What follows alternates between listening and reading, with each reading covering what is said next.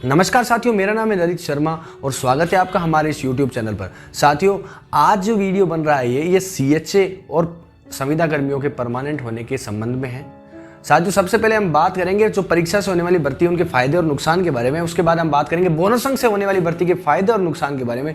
उसके बाद में हम सैलरी और अन्य परमानेंट होने के तरीकों के बारे में बात करते हुए इस वीडियो को ओवर करेंगे। तो साथियों, लास्ट तक आप इस वीडियो में बने रहना, आपको इस वीडियो में बहुत ही शानदार जानकारी मिलने वाली है। तो चलिए शुरू करते हैं इस वीडियो को। साथियों, अब हम बात करेंगे परीक्षा से होने वाली जो फायदे हैं उसके बारे में। सबसे पहला फायदा जो होता है वो फ्रेशर्स को होता है, क्योंकि फ्रेशर्स इसमें बिना किसी एक्सपीरियंस के बोनस अंक के बैठते हैं और एग्जाम देते हैं और फाइट करते हैं और लग जाते हैं। और सभी को एग्जाम देने की छूट होती है, जिसमें उन लोगों को भी फायदा है जो मान लो 30 साल के 30 बोनस अंक लेके बैठे हैं और उनका फिर भी सिलेक्शन नहीं हो रहा, क्योंकि 12th में परसेंटेज कम होंगे। तो इसमें उन लोगों को भी फायदा है जो कई सालों से संविदा पर थे, परमानेंट नहीं हो रहे थे। और दूसरा फायदा, एक फायदा और है, वो ये है कि मान लो वैकेंसी के साथ में अगर बाइंड अप करके रखा जाए कि आपको बोनस अंक भी दिए जाएंगे, तो जो संविदा कर्मी है उसको एक एवरेज सिलेक्शन पॉइंट के 10 अंक अगर 1 साल का है तो उसको कम लाने होंगे। लेकिन ये अभी हमारे लिए नहीं आया है, फार्मेसी वालों के लिए जो नौकरी आया है हमारे लिए नहीं आया है, नर्सिंग वालों के लिए नहीं है। अब हम बात करेंगे परीक्षा से होने वाले नुकसान के बारे में। सबसे पहला नुकसान किसको है? जो लोग पढ़ नहीं रहे। भाई पढ़ नहीं रहे, कुछ लोग काफ़ी समय हो गया इसलिए भी नहीं पढ़ रहे, इसमें कोई बुरी बात नहीं है। दूसरी बात हम करते हैं, नुकसान किसको है? नुकसान उसको भी है जो लोग कई सालों से संविदा की पोस्ट में कम वेतन में कार्य कर रहे हैं। कम वेतन में काम करता है आदमी तो दूसरे हॉस्पिटल में भी काम करता है। दूसरे हॉस्पिटल में अगर वो काम करता है तो क्या होता है, तो उसे टाइम नहीं मिल पाता पढ़ने का। जब उसे टाइम नहीं मिल पाता पढ़ने का तो वो कैसे सिलेक्शन देगा इसमें? अगर परीक्षा में सिलेक्शन नहीं होता तो आगे फिर 5 साल संविदा पर काम करते रहो 7,900 में, कोई मतलब नहीं है ना। साथियों, बोनस अंक के फायदों की हम बात करते हैं। सो बोनस अंक का जो वो फायदा है वो पहला ये है कि भाई जिसके पास 12th में परसेंटेज अच्छे हैं, नर्सिंग में अच्छे हैं, वो परसेंटेज बेस मेरिट के आधार पर बोनस अंक मिलाकर उसको परमानेंट किया जाता है और पढ़ना भी नहीं पड़ता। दूसरी बात हम ये करेंगे कि अगर कोई बंदा संविदा पे लगा हुआ है 3-4 साल, देखो उनकी भी 3-4 साल अगर वो काम करें कम वेतन में, तो आपको मैंने पहले बताया कि वो अदर जगह भी काम करेंगे तो बेचारे पढ़ नहीं पाएंगे, तो उनको भी यहाँ पर फायदा मिलता है। और दूसरी बात ये कि कुछ लोग बिना बोनस अंक के भी परमानेंट हो जाते हैं, जिनको सिर्फ 12th और नर्सिंग के परसेंटेज की जरूरत है, उनको बोनस की जरूरत नहीं होती, वो लोग भी परमानेंट हो जाते हैं, उनको भी इसमें फायदा है। अब हम बात करते हैं बोनस अंक के नुकसान की। बोनस अंक के नुकसान पर अगर हम आए तो आप मान लीजिए अगर 4500 पोस्ट निकलती है, ठीक है, और 1.5 लाख फॉर्म भरे जाते हैं, अब उसमें लगेंगे तो 4500 ही लोग ना, 5000 तो लगेंगे नहीं। उन 5000 लोगों में से भी जिनके पास बोनस होंगे वो लोग लग जाएंगे, तो फ्रेशर्स को सीधा सीधा नुकसान है यहाँ पर। दूसरा नुकसान उन लोगों को भी है जो बेचारे 30 बोनस अंक लेकर पहले से बैठे थे और उनके 12 परसेंट कम है, वो पिछली 2-3 भर्तियों में भी नहीं हुआ, तो इसमें भी उनका होना नहीं, उनको भी दूसरा नुकसान यही है, ठीक है ना। वो तो चाहते थे समायोजित कर दे, समायोजन की बात मैं आपसे आगे करूँगा। और एक नुकसान ये भी है कि NGO, NRHM प्लेसमेंट एजेंसी और NHM और अपन CHA, हम सब लोग एक प्लेटफॉर्म पे कम सीटों के लिए जब कंपटीशन फाइट करेंगे, ये बोनस अंक वाला कंपटीशन की बात कर रहा हूँ मैं, बोनस अंक वाला कंपटीशन फाइट करेंगे तो इसमें भी बहुत से मेरे भाई बहन रह जाएंगे। भाई 5000 सीट है तो आप लोग 1.5 लाख हो, 1.5 लाख में से 45,000 के पास में बोनस अंक है तो लगेंगे कितने? 5,000 ही लगेंगे ना। 25,000 पोस्ट, 40,000 पोस्ट 15 साल में भी एक साथ नहीं आनी। जो अपन अभी विज्ञप्तियों और में देखते हैं ना कि भैया पोस्ट आ रही है 8,000, ये सब वो सेटिंग करके देते हैं, उसमें इतनी ANM की, इतनी जिम, इतनी ANM में भी इतनी संविदा की, इतनी वो, इन सब लोगों के पास टेक्निकल माइंड होता है। परमानेंट स्टाफ की इतनी पोस्ट ही नहीं है। आपके सामने आपको ये बात पता है कि परमानेंट स्टाफ की जो पोस्ट है वो कितनी है, स्टाफिंग पैटर्न वाले वीडियो में मैं आपको बता चुका हूँ। और आपको अगर वो वीडियो देखना है तो डिस्क्रिप्शन में उसका लिंक है और ऊपर आई बटन में भी इसका लिंक दे दूंगा। साथियों, अगर कोई सोचता है कि अपना काम बनता बाढ़ में जान संता, तो साथियों इसमें क्या, सबको लेके चलना पड़ता है, आपको निष्पक्ष रहना पड़ेगा, सबके बारे में सोचना पड़ेगा। बोनस अंक की भर्ती आती तो फ्रेशर्स के लिए नुकसान है, आगे फिर वो 5, 10, 15 साल वेट करते रहेंगे, ठीक है। या फिर बहुत से लोग मेरे भाई बहन ऐसे हैं जिनको 1 साल के बोनस अंक से भी शायद वो ना लगे, और कुछ भाई बहन ऐसे भी हैं उनके लिए भी सिंपत्ति है कि वो बेचारे इतने साल से लगे, मेरे एग्जाम से भर्ती होती तो उसमें ना लगे। जब इतना समय जो है खराब होता है तो ये कहना मुश्किल है कि आगे क्या होगा। भाई आप अगर सोचते हो कि इस भर्ती में नहीं लगेंगे तो आगे 5 साल बाद आप रहोगे या नहीं, ये तो भगवान ही जानता है।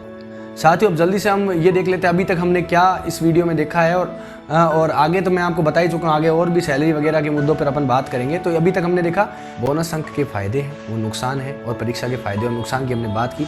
परीक्षा का जो फायदा है वो फ्रेशर्स को मिलता है, ऐसे लोगों को मिलता है जिनके पास बोनस अंक है और उनका नहीं हो रहा। और दूसरा नुकसान परीक्षा का ये होता है कि कुछ लोग ऐसे हैं जो पढ़ाई नहीं कर पाते अब, क्योंकि उनकी सैलरी कम है, दूसरी जगह भी काम करते बेचारे नहीं पढ़ पाते, तो उनको भी नुकसान है। बोनस अंक का फायदा तो आपको बता ही चुका हूँ मैं। बोनस अंक का फायदा भी यही है कि भैया बोनस अंक का फायदा है कि आपके पास बोनस अंक है तो आप सीधे परमानेंट हो जाओगे। बोनस अंक का नुकसान ये है कि फ्रेशर को नुकसान है। आप साथियों भर्ती में कोई भाग्यशाली व्यक्ति होगा जो उन 4500 सीटों में, जो मैं बता रहा हूँ जो आएगी 4500 सीटें, जो आगे से बताई है सरकार ने कि इतनी परमानेंट पोस्टें खाली है अभी तक, कोई भाग्यशाली व्यक्ति होगा जो उन 4500 में लगेगा। जरूरी नहीं है कि उसमें सारे वो CHA हों, ऐसा भी जरूरी नहीं है। मान लो 1000 CHA लगे तो बाकी के आगे के सालों तक वेट करेंगे, ठीक है, क्योंकि आप सभी को पता है कि 5 साल में एक बार ही वैकेंसी जो है परमानेंट की आती है। साथियों अब मैं समायोजन की बात जो आगे मैंने बोली थी, जो मैंने बताया था कि आगे जाके मैं उसके बारे में बात करूंगा, तो आपको पता है कि थोड़े टाइम पहले संविदा का एक जो है निर्देश पत्र जारी हुआ था, वो आप सबने ग्रुप्स वगैरह व्हाट्सएप में देखा होगा। उसमें क्या आया था? उसमें यह था कि आपको कोई भी बोनस अंक दे नहीं होंगे। बोनस अंक सिर्फ स्वास्थ्य विभाग के अलावा किसी में दे नहीं होते। अगर दे होते हैं, आपको इस बारे में जानकारी है तो उस विभाग का नाम आप कमेंट सेक्शन में मुझे बता सकते हैं, मेरे लिए भी अच्छा रहेगा। और साथियों अब हम इस बात करते हैं कि उनके लिए ये भी उसमें था कि जो संविदा कर्मचारी है, अगर उसकी स्थायी पोस्ट भी है, जैसे NHM की स्थायी पोस्ट भी है, अगर वो उस पर 5 साल काम करता है तो वो सीधा परमानेंट हो जाता है। यानी कि लफड़ा ही खत्म। अगर आपके बोनस अंक भी मिलने के बाद भी आपका जो नहीं हो रहा था, उन लोगों के लिए कितना बेनिफिट हो गया। जिसके बोनस अंक में भाई, जिसके पास 12% कम थे और बोनस अंक उसके पास थे फिर भी उसका नहीं हो रहा था, उसका इसमें फायदा हो गया। लोग 3 से 4 साल तक वैकेंसियों की तैयारी करते हैं एम्स वगैरह की, फिर भी नहीं लग पाते, लेट जाके लगते हैं। इससे अच्छा है कि वो 5 साल इसमें लगे रहे और वो परमानेंट हो जाए। लेकिन फिर भी बोनस अंक की मांग की जा रही है। उसमें एक बोनस अंक की अगर मांग होती है तो 108 NGO, ऐसा नहीं कह रहा उनके साथ गलत हो जाएगा, लेकिन आप समझो इस बात को, NHM NRHM वाले खुद के पैर पे कुल्हाड़ी मार लेंगे कि NHM NRHM के जो 10,000 कर्मचारी है, अगर भर्ती 5,000 की आती है तो सभी उसमें लग जाएंगे? नहीं, ऐसे कैसे लग जाएंगे? सभी पोस्ट कम है आपके, उसमें भी आप फ्रेशर्स भी लगते हैं, उसमें कुछ लोग वो भी लगते हैं जो 108 के होते हैं, और सबको बोनस अंक दे होंगे। सब लोग कोर्ट से जाके ले आएंगे। CHA तो है ही जिंदाबाद, हमारे पास भी होंगे। 1 साल के बोनस अंक वाले टोटल संविदा कर्मी 45,000 हो जाएंगे। इतनी पोस्ट होगी, क्या मतलब है? 1 साल का तो NHM वालों के पास भी है ना, तो 45,000 अगर पर संविदा कर्मी होंगे, संविदा कर्मी मतलब बोनस अंक वाले लोग होंगे, और वो 5,000 सीटों के लिए अगर फाइट करेंगे तो देख लो आप फिर क्या होगा। तो सबके ही पेट पर लात पड़ेगी और कोई नहीं लग पाएगा इधर। तो इस चीज को हमें समझना होगा। साथियों एक ये भी पॉइंट आता है कि CHA का एक अलग से कैडर बनाया जाए, उसे स्वास्थ्य सहायक के रूप में परमानेंट किया जाए।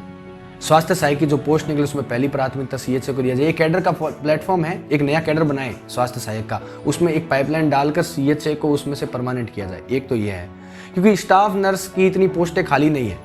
आप सभी को पता है, स्टाफिंग पैटर्न वाला वीडियो जैसा मैंने बताया डिस्क्रिप्शन में उसका लिंक है।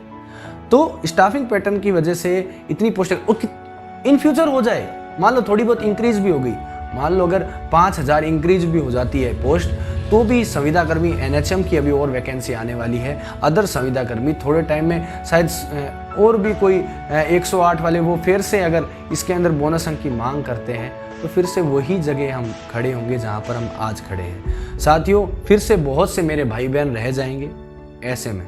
तो साथियों कुछ ऐसा करना चाहिए जिसमें सबका भला हो। या तो ऐसा हो कि सभी को ही एक साथ परमानेंट करके संविदा प्रथा बंद की जाए, लेकिन ऐसा होना संभव नहीं है। सब लोग लगे हुए इसमें, आज तक तो हुआ नहीं। साथियों अब मैं सैलरी पर आ जाता हूँ। सैलरी की अगर अपन बात करें तो हम सभी को पता था कि हमारी क्या सैलरी है और क्या सैलरी आगे होनी है। भाई मैं अपना बताऊं तो मुझे पहले से पता था मेरी 7,900 सैलरी होनी है, फिर भी उसके बावजूद मैं लगा, क्योंकि मेरे लिए सैलरी मैटर नहीं करती थी। मैं सैलरी के लिए थोड़ी आया हूँ, सैलरी के लिए अगर मैं इसमें आता तो आता ही नहीं। मैं तो सैलरी के लिए आता तो मैं इस वैकेंसी को कब से रिजेक्ट कर दें, नहीं भैया इसमें तो आएंगे नहीं। अपन सब लोग अपने भविष्य निर्माण के लिए आए हैं, शायद कुछ अच्छा हो, अच्छा फ्यूचर बने, इसलिए आए हैं। तो साथियों इसके लिए हमें बहुत ही अच्छे डिसीजन लेने होंगे। हमें 10-15 साल खराब नहीं करने, लोगों की तरह 5-10-15 साल खराब करते रहो, बैठे रहो। नहीं भैया, ऐसा नहीं करना। हमें दिमाग से चलना है, दिमाग से डिसीजन लेने हैं, क्या करना है, क्या कैडर बनाना है, किस कैडर में हम आ सकते हैं, किस कैडर में हम नहीं आ सकते। अगर हम स्टाफ नर्स के कैडर में आते हैं तो हम परमानेंट होंगे या नहीं, हमें इस सब पर विचार करना पड़ेगा। ठीक है, और हमें इस पर विचार करना पड़ेगा क्या हम स्वास्थ्य सहायक अगर अपन सोचते हैं ना, कोविड स्वास्थ्य सहायक, तो उसके अंदर एएनएम भी आती है, इसमें जीएनएम भी आते हैं, इसमें सब आते हैं। सबको साथ लेके परमानेंट करने के लिए कुछ अलग से कुछ सरकार बनाए, कुछ भी है, कुछ अच्छा डिसीजन हमें सरकार से चाहिए। और एक ये भी बात है कि अगर मान लो एग्जाम की बात करें, बोनस की, दोनों भर्तियां एक साथ नहीं आ सकती। एक साथ मर्ज होके आ जाएं तो अलग बात है, दोनों अलग अलग आएगी। अगर एग्जाम आता है तो इस साल बोनस अंक भर्ती नहीं होगी, बोनस अंक होगी तो इस साल एग्जाम नहीं होगा, और दोनों एक साथ का कोई नौकरी अभी तक नर्सिंग वालों के लिए तो अभी तक नहीं आया है। साथियों, अगर आपको हमारे ये वीडियो अच्छा लगा तो इसे लाइक कीजिए और इसे शेयर कीजिए अपने सारे CHA ग्रुप्स में और CHA परिवार के साथ में। साथियों, अगर आपका कोई सवाल है तो आप कमेंट सेक्शन में डाल सकते हैं, मैं आपका जवाब जरूर दूंगा।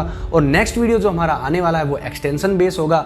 तो साथियों, हमारे चैनल को आप सब्सक्राइब कर लीजिए और बेल आइकन और घंटी के बटन को जरूर दबाइए ताकि आपको अगले वीडियो का आने वाला नोटिफिकेशन सबसे पहले मिल सके। धन्यवाद दोस्तों।